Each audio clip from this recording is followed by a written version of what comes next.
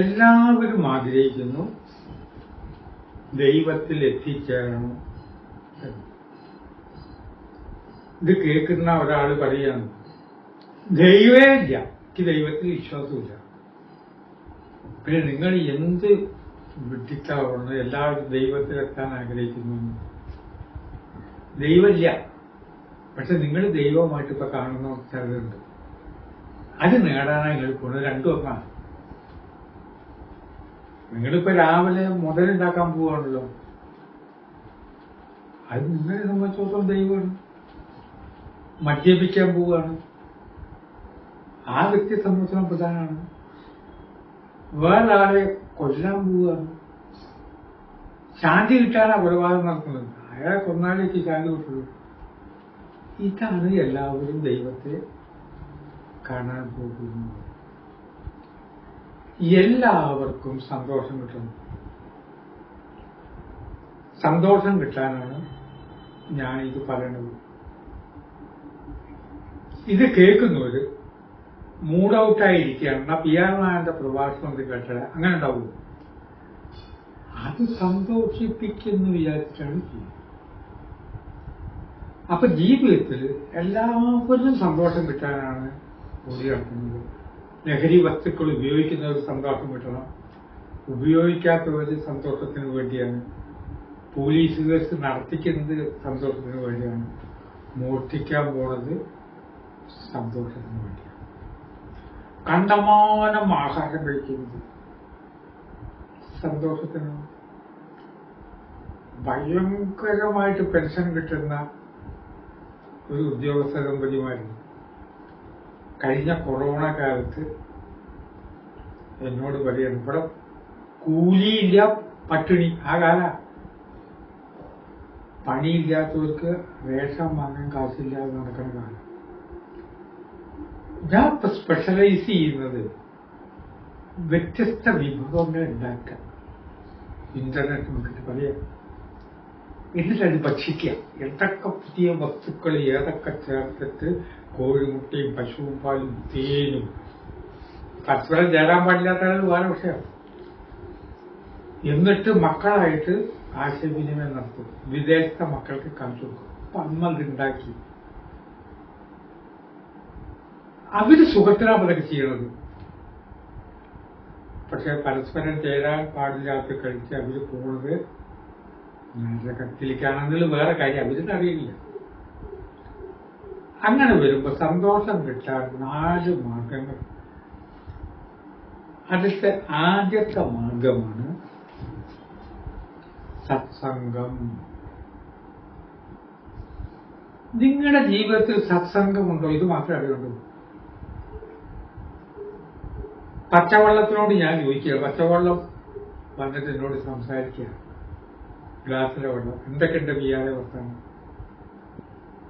ഞാൻ ചോദിക്കുന്നത് ആരായിട്ടാണ് കൂട്ടുകെട്ട്? അപ്പൊ പച്ചവെള്ളം വർത്താനം പറയുമ്പോൾ പറയുമല്ലോ, അയൽവാസിയെ കണ്ടു, ശങ്കുണ്ണിയാരെ കണ്ടു, ഗോപാലകൃഷ്ണനാരെ കണ്ടു. അല്ല, അങ്ങനെ ചെറുനാരങ്ങയായിട്ടാണ് കൂട്ടുക. അപ്പൊ അതിന്റെ പേര് ചെറുനാരങ്ങ നീരത്. വെള്ളം പറയണു, ബ്രാൻഡി ആയിട്ടൊന്ന് വർത്താനം പറഞ്ഞു. രാവിലെ കണ്ടപ്പോ ഒരു കുശലം പറഞ്ഞു, ബ്രാൻഡി ചേർത്താ ഇത് ബ്രാൻഡി. ആരുമായിട്ട് ചേർന്ന് നിൽക്കുന്നു ജീവിതത്തിൽ, അത് മനസ്സിന്റെ ഒരു തലവല്ലേ. ഏതോ രാജ്യത്ത് നിന്ന് നമ്മളെ വിളിക്കുന്നവരില്ലേ, രാവിലെ മുഴുക്കെ താങ്കളെ അന്വേഷിച്ചു കൊണ്ടിരുന്നു. സത്സംഗത്തിനേക്കാൾ വലുത് ഒന്നുമില്ല. എവിടെ പോയി താമസിച്ചാലും കുഴപ്പമില്ല, സത്സംഗം ഉണ്ട്. ഉള്ളോട്ട് മനുഷ്യൻ വരാത്തൊരു സ്ഥലത്ത് നിങ്ങൾക്ക് പാർക്കാൻ വേണ്ടി ഒരു വീട് വയ്ക്കുക, നിങ്ങൾ അവിടെ ഇരിക്കുക. നിങ്ങൾ പ്രധാനപ്പെട്ട ഗ്രന്ഥങ്ങളും പുരാണങ്ങളും വായിക്കുക. വേണമെങ്കിൽ എപ്പോഴെങ്കിലും കാണാൻ പറ്റുന്ന ഒരാളോട് സംസാരിക്കുക. സംശയിക്കേണ്ട, ഇന്റർനാഷണൽ ആയിട്ട് നിങ്ങൾ വളരും. അത് ആശ്രമമായി. അവിടെ ഇങ്ങനെ ബോർഡോ കാര്യങ്ങളോ അത് സന്ദർശിക്കാൻ മന്ത്രി വിളിച്ചൊന്നും വേണ്ട. അവിടെ സത്സംഗം നടന്നു. സത്സംഗം എന്ന് പറഞ്ഞാൽ വൈകുന്നേരം വരെ പുരാണം വായിക്കുക എന്നുള്ളത് അല്ല. പുരാണം വായിക്കുകയും വേണം.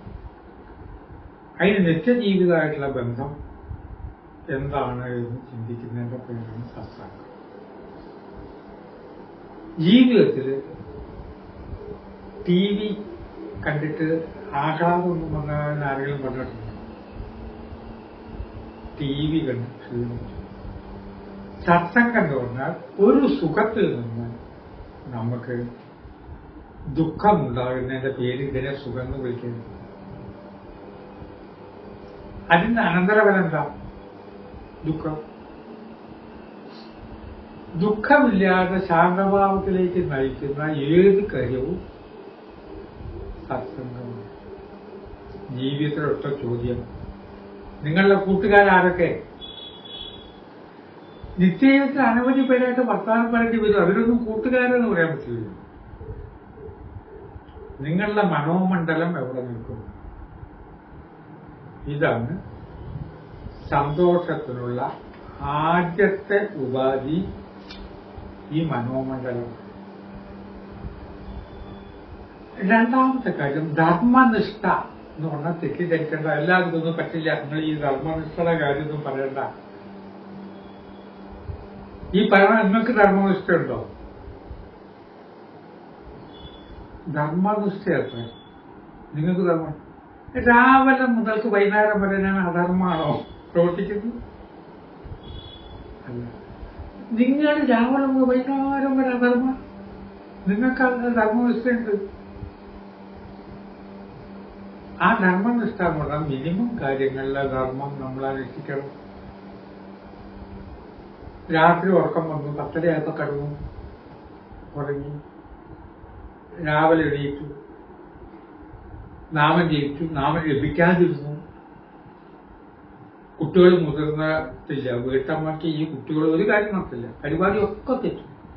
കുട്ടികൾ രാവിലെ തന്നെ കുട്ടി എവിടെയെങ്കിലും ഒന്ന് പോയിട്ട് വീണ്ടും എന്തൊക്കെയാ ബഹളം ഉണ്ടാക്കാൻ പാടില്ല. അപ്പൊ ധർമ്മമാണ് കുട്ടികളെ നോക്കണത്. ധർമ്മനിഷ്ഠ എന്ന് പറഞ്ഞിട്ട് ചന്ദനക്കൂടിയിട്ടൊരു കാര്യം ചെയ്യണ്ട. മിനിമം ധർമ്മം, തെറ്റുകൾ ചെയ്യാതിരിക്കുക, സമൂഹമായിട്ടൊരു ബന്ധമുണ്ടാക്കുക.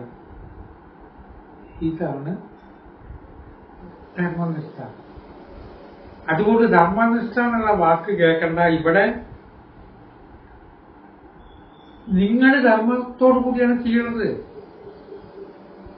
കൊള്ളത്തലവന് വരെ കുറച്ച് ധർമ്മനിഷ്ഠയുണ്ട്. എന്താ ഈ പറഞ്ഞത്? എല്ലാരും വെത്തി നിങ്ങളിന്നിപ്പോ മോഷ്ടിക്കാൻ വിടുകയാണ്. ഒരു കാര്യമുണ്ട്, കൊള്ളത്തലവൻ പറയാണ് സത്യസന്ധരായിരിക്കണം, കള്ളന്മാരേക്ക് ഇഷ്ടം. പലരും നേരാവണം. ഇന്നലെ എന്നോട് നുണ പറഞ്ഞു, അപ്പം മനസ്സിലായി. കൊള്ളത്തലവനാ പറയണം. ക്ലാസ്സാ കൊള്ളത്തലവന്. മോഷ്ടിക്കാൻ പോവാൻ പ്രേരണ കൊടുക്കുകയാണെങ്കിൽ ശരി, അവിടെ എന്താ കൊള്ളത്തലവൻ ആരെ ഇഷ്ടം? ധർമ്മനിഷ്ഠ.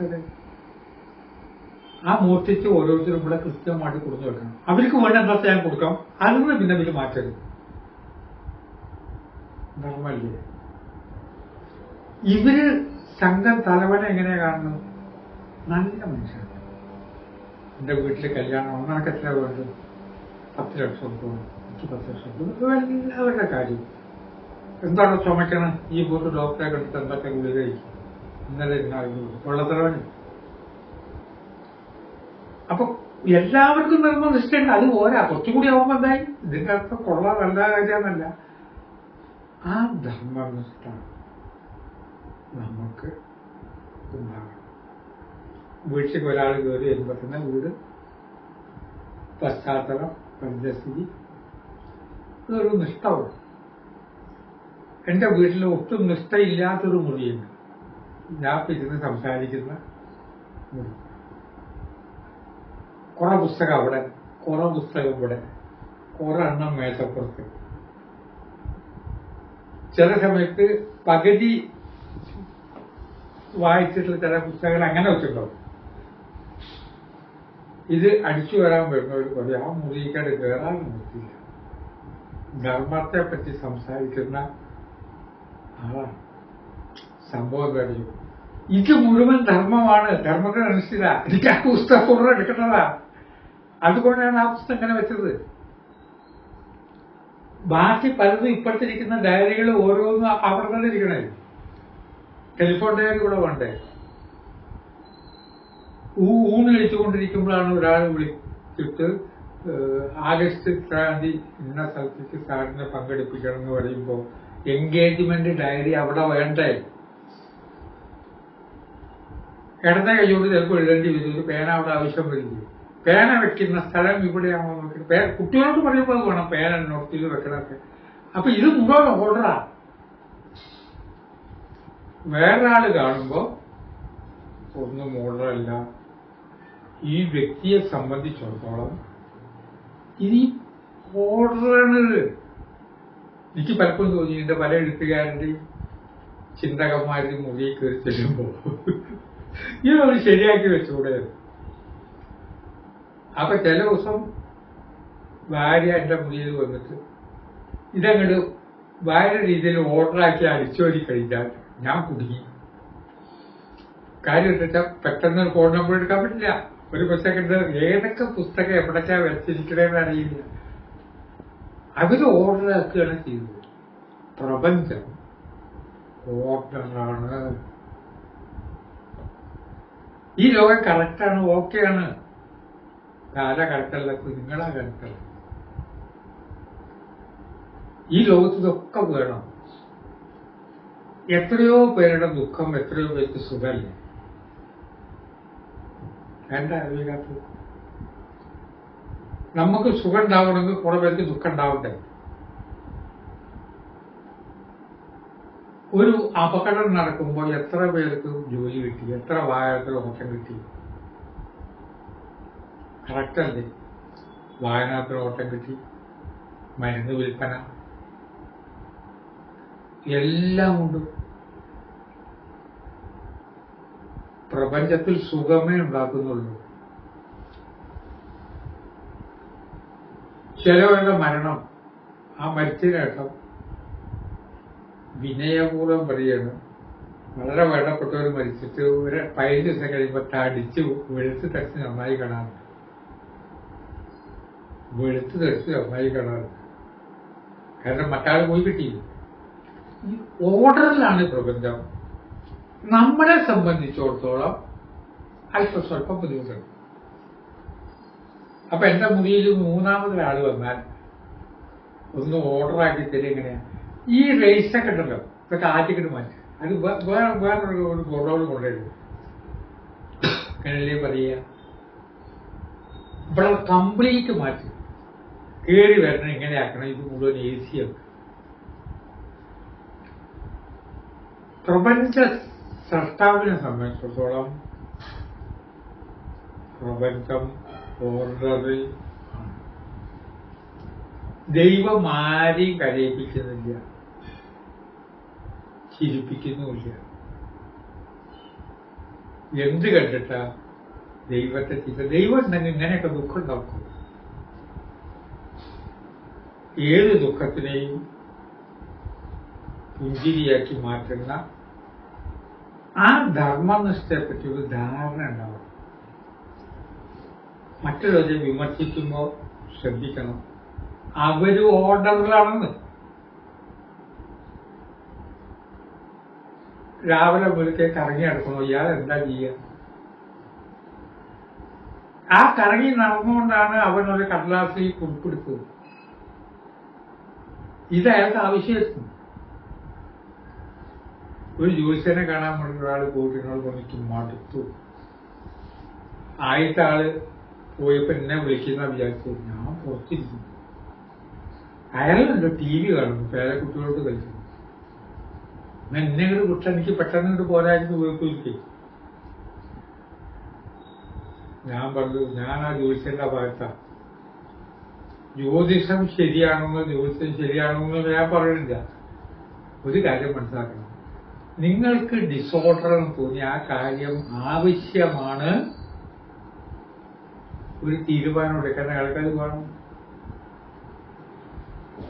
പ്രധാനപ്പെട്ടതുള്ള കാര്യം ചെയ്യണതിന് മുമ്പ് അങ്ങനെ കരഞ്ഞ അങ്ങനെ കാണുന്നു. അല്ല പോട്ടെ, ഷേവ് ചെയ്യണം, കുളിക്കണം, ഒന്നും ആയിട്ടില്ല.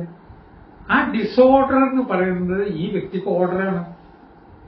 ആദ്യത്തെ ആള് പോയി, രണ്ടാമത്തെ ആളുടെ ബലം ഇങ്ങനെ പറ്റുമോ, നടക്കുമോ? അപ്പോ കുറച്ചു നേരം TV കാണും, കോമഡി കാണും, അങ്ങോട്ട് ഇങ്ങോട്ട് കിടക്കും, പേരക്കുട്ടിയുടെ കൂടെ നടക്കും, കളിക്കുകയൊക്കെ ചെയ്യും. ധർമ്മനിഷ്ഠ എന്ന് പറയുമ്പോൾ ശ്രദ്ധിക്കണം, ആ ധർമ്മനിഷ്ഠയ്ക്ക് വളരെ വലിയ വ്യാഖ്യാനം ഉണ്ട്. അടുത്ത് ഇന്ദ്രിയ നിഗ്രഹം. ഇത് കേൾക്കുമ്പോഴേക്കും അതും നമുക്ക് പറഞ്ഞ കാര്യമല്ല. ഇന്ദ്രിയ നിഗ്രഹം എനിക്കതൊന്നും പറ്റില്ല കേട്ടോ. നിങ്ങൾക്ക് ഇന്ദ്രിയ നിഗ്രഹം ഉണ്ട് ആദ്യം മനസ്സിലാക്കും. അതിൽ മാർക്കൊന്നും കൂടിയേ വേണം. കണ്ണ്, കാത്ത്, മൂക്ക്, നാക്ക്, തൊക്കിലൊക്കെ നിങ്ങളിപ്പോ കുറച്ചൊക്കെ നിയന്ത്രിച്ചിട്ടുണ്ടല്ലോ എപ്പോഴും. എന്തിനാ പദം കേൾക്കുമ്പോ നടക്കുന്നു? എല്ലാം കണ്ടുകൊണ്ട് കാണാൻ പറ്റുമോ? വളരെ ദുഃഖകരമായ കാര്യങ്ങൾ TV അത് കാണിക്കാറില്ലല്ലോ. അത് അനൗൺസ് പറയും, ഇങ്ങനെ സംഭവം ഉണ്ടായി, ഇങ്ങനെയൊക്കെ ഉണ്ടായി. ആ ഭീകര ദൃശ്യം കാണിക്കാറില്ല. എന്നിട്ടും അതിന് വരുമോന്ന് വിചാരിച്ചിട്ട് അത് കാണുന്നില്ല. കാരണം കണ്ണിൽ അത് കണ്ടാൽ ദുരിതം. കണ്ണ്, കാത്, മൂക്ക്, നാക്ക്, തൊക്ക് എന്നുള്ളതിനെ പരമാവധി നമ്മളൊക്കെ നിയന്ത്രിക്കേണ്ടത് ആവശ്യമാണ്. ഇത്രയും കാര്യങ്ങൾ നടക്കുമ്പോൾ ഒരു സംഭവം ഉണ്ടാവും നമ്മുടെ മനസ്സിൽ. സംതൃപ്തി. അത് നമ്മൾ ക്രിയേറ്റ് ചെയ്യേണ്ടതാണ്. ഞാൻ എത്ര ഭാഗ്യവാൻ. രാവിലെ എണീറ്റു, ചായ കൊണ്ടു തരാൻ ഭാര്യ. സംതൃപ്തനല്ലേ? ചായ ഉണ്ടാക്കി കൊടുക്കാൻ എനിക്കൊരു ഭർത്താവ്. സംതൃപ്തല്ലേ? ചായ തരാൻ ഭാര്യ ഇല്ല, സംതൃപ്തിയല്ലേ? പ്രശ്നം ചിന്ത കാര്യം നോക്കിയാൽ പോലും. ഭർത്താവ് ഇല്ല, അത് സംതൃപ്തിയല്ലേ? ഇതിപ്പോ രാവിലെ എണീറ്റിട്ടുള്ള ചങ്ങായിക്ക് ചായ ഉണ്ടാക്കിയിട്ട് ഉണ്ണിയാട്ട ഇനിയിപ്പോ എപ്പോഴാ കുളിക്കാൻ വെളിച്ചെണ്ണ അവൾ തയ്യാറാക്കി. എന്തിനാണ്? സംതൃപ്തി അവനിലവനായിട്ട് ക്രിയേറ്റ് ചെയ്യാം. ഈ പറഞ്ഞ കാര്യങ്ങളിലേക്ക് ഒരു ശ്രദ്ധ വരുമ്പോൾ സംതൃപ്തി താനെ വരും. എനിക്കിപ്പോ സംതൃപ്തി കിട്ടണമെങ്കിൽ, ഞാനൊരു എഴുത്തുകാരനാണ്, 10-75 പുസ്തകം എഴുതി. നോബൽ സമ്മാനം കിട്ടിയാലേ സംതൃപ്തി ഉണ്ടാവുള്ളൂ. നടക്കുമോ? നോബൽ സമ്മാനം കിട്ടിയാലേക്ക് സംതൃപ്തി കിട്ടുള്ളൂ. അതുപോലെ ഇപ്പൊ 20 കോടിയുടെ ലോട്ടറി ഉണ്ടെന്ന് പറഞ്ഞിട്ട് ആ ലോട്ടറി കിട്ടിയാലേ ഞാൻ ഭാഗ്യവാൻ, സംതൃപ്തി. ഇപ്പോഴത്തെ കാര്യത്തിലെ സംതൃപ്തി. മാങ്കാവുന്ന് രാവിലെ 5:30 മണിക്ക് എണീക്കുമ്പോൾ വീട്ടിൽ പുറത്തേക്ക് ഇറങ്ങുമ്പോൾ ഞാൻ വളർത്തുന്ന മാവിന്റെ മുകളിൽ ഇരുന്നിട്ട് കിളികൾ എനിക്ക് പാട്ട് പാടിക്കും. ബാക്കിയല്ലേ? പശുവിനെ വളർത്താത്ത എനിക്ക് പശുപാല് കൊണ്ടു വരുന്ന ഒരാളെ ചാണകം വാരണ്ട. ഒരുത്തൻ പശുവും പാലും വീട്ടിലെത്തിക്കും. മദ്യം വീട്ടിലെത്തിക്കില്ല, അവിടെ പോയി ക്യൂ വെക്കണം. അല്ല, അത് വേദാന്തത്തിൽ പണ്ടേ പറഞ്ഞിട്ടുണ്ട്. 1.5 കിലോമീറ്റർ ക്യൂ നിൽക്കണം, അപ്പൊ അത് കിട്ടണമെങ്കിൽ. പിന്നെ ദൈവം എല്ലാത്തിനും വഴി നോക്കി 1.5 മണിക്കൂർ ക്യൂ നിൽക്കുന്നതിന് ഹെൽമെറ്റ് ഒരു സാധനമുണ്ട്. അത് വെച്ചുമ്പോ ആരാലും അറിയില്ല. ആ ഹെൽമെറ്റ് വെച്ചിട്ട് നിൽക്കുക. എന്നിട്ട് മടക്കത്തിൽ ഹെൽമെറ്റ് തലയിലെടുത്ത് വാഹനത്തിൽ സ്കൂട്ടറിന്റെ പുറകിൽ വെച്ചിട്ട് പോലീസ് പിടിക്കുന്നു. ആ ഹെൽമെറ്റ് വെക്കേണ്ടത് എപ്പോഴാണ്? യാത്ര ചെയ്യുമ്പോഴാണ്. ഈ ക്യൂല് നിൽക്കാനാണ് ഹെൽമെറ്റ്. എന്താ ഹെൽമെറ്റ് വെക്കാത്തത് കൊണ്ട് പിഴ അടയ്ക്കും വേണ്ടി വരും. എന്തായാലും ശരി, അവിടെ പോയിട്ട് അതിന് ക്യൂ നിൽക്കണം, ആര് ഇവിടെ കൊണ്ടുവരണം. സംതൃപ്തമല്ല. ഒരു ജനാധിപത്യ രാജ്യമല്ലേ. എന്ത് പ്രശ്നം ഉണ്ടെങ്കിലും ഒരാളോട് പറയാലോ. ഇതിലും വലിയ ഭാഗ്യം, സംതൃപ്തി എന്താണ്? അനീതി കണ്ടു, എനിക്ക് പറയാലോ. ചില പ്രകൃതിക്ഷോഭം വരുമ്പോ എല്ലാം പോയി എന്ന് പറയുമ്പോ ഒരു അധികാരിയോട് കേൾക്കാൻ ആഗ്രഹിക്കുകയാണല്ലോ, എനിക്കൊന്നുമില്ല. അപ്പൊ ഈ പറഞ്ഞ 4 കാര്യങ്ങൾ ഉണ്ടാകുമ്പോൾ നാം സ്വയം ഉണ്ടാക്കുന്ന ഒരു കാര്യമാണ് സംതൃപ്തി.